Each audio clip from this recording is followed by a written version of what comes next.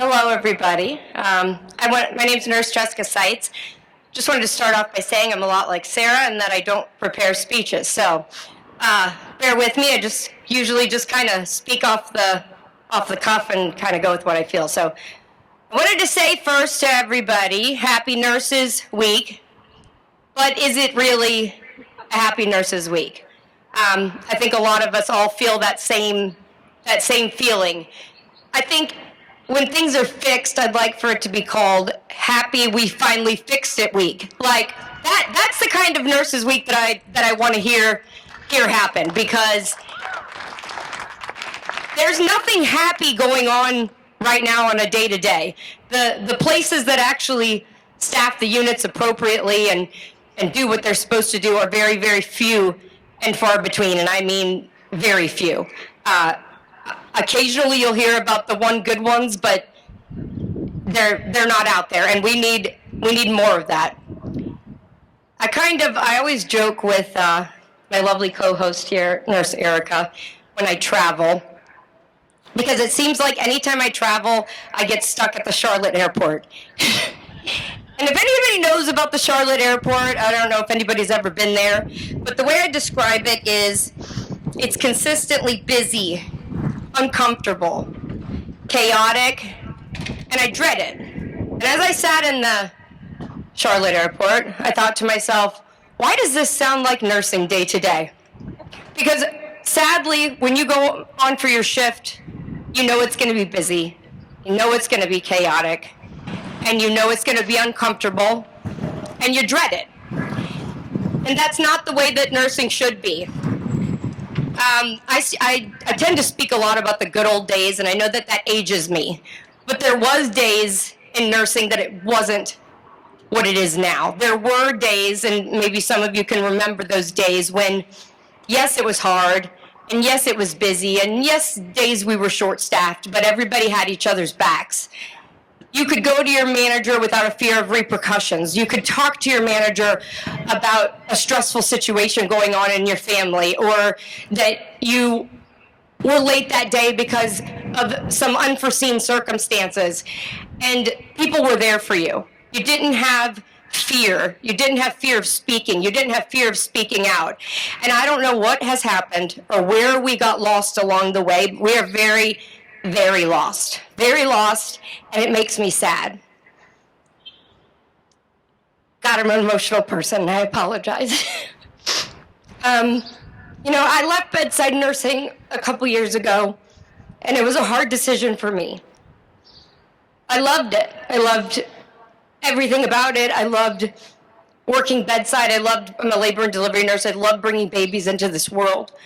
But I realized when I got to a point that it broke me, and I wasn't me anymore. I wasn't that happy, jovial person that I had been over the years. And my mental health was taking a toll on me that I knew I wasn't a fit for it anymore. And sadly, as you can see by what they call the nursing shortage, or not really a shortage, but nurses that don't want to work bedside, it's happening everywhere, and it's taking a toll on people's health. One thing that led me to leave bedside nursing, I remember, is one day, many nurses were putting in their notice. I had nurses that were forced into early retirement because of all the implementing of new tasks and new things, and I went to my manager as the spokesperson of the unit. You can imagine that. They picked me to go in. And I sat down feeling like she's going to be supportive, right? I'm going to tell her, hey, we got to fix things. You're losing nurses with years and years of experience. We have nurses in tears here. We can't keep up with what we have to do, and we can't do it safely. And I will never forget, I felt like, Erica's heard this story a million times. I know, she's like, here it goes again. I felt like it was something out of a movie, like something you'd see in a movie. I literally got looked dead in the eyes, and my manager said to me, you do realize that you're only a number here. And I said, I've been here 19 years. Does that not matter? Does that not speak volumes? There are many, many people more than willing to take your place. And if you feel like this isn't a fit for you anymore, then maybe you should move on.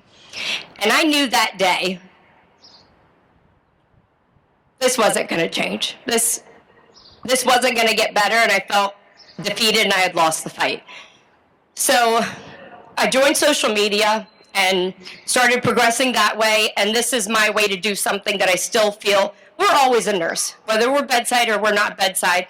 That's where our heart is. We'll always be nurses, and I hope that I can help continue to help fight and make changes.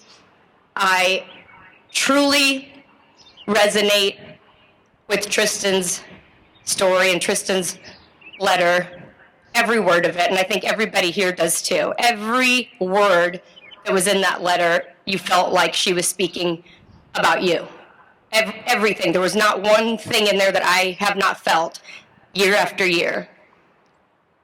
And the sad part is, I think if you were to ask many of your colleagues, many of other healthcare workers, if they know somebody that has taken their life in healthcare, most people will say yes. And I've asked many, many people, do you know somebody that has unfortunately taken their own life because of what's going on in the system? And I do. I know somebody personally. I lost a dear friend, and it was a combination of fear of retaliation, fear of being sick and having to be taken to that same hospital where the managers know she was sick, and they made it difficult on her. Every time she came back to work, it was almost like they were angry with her because she was sick.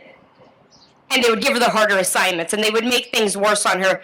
So it got to the point that one day the paramedics were called on her. And she was so scared that they were going to take her back to the hospital again to be checked out, and that the management would know again that she was going to be out, that she took her own life before she would get in the ambulance. And it's sad, and it needs to change. And it's safe, and we need to have safe staffing. It has got to be fixed everywhere, not just in Ohio, but nationwide.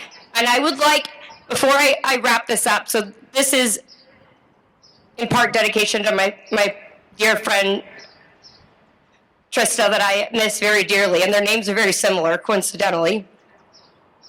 But I'd like for you all to shout as loud as you possibly can, safe staffing saves lives, because it's not just a phrase. It's not just a little thing that we put on a poster, but it really, really is true. It really, really can make a huge difference. So from the bottom of your hearts, as loud as you possibly can, let's all say it right after me. Safe staffing saves lives. Safe staffing saves lives. Thank you. Thank you for having me.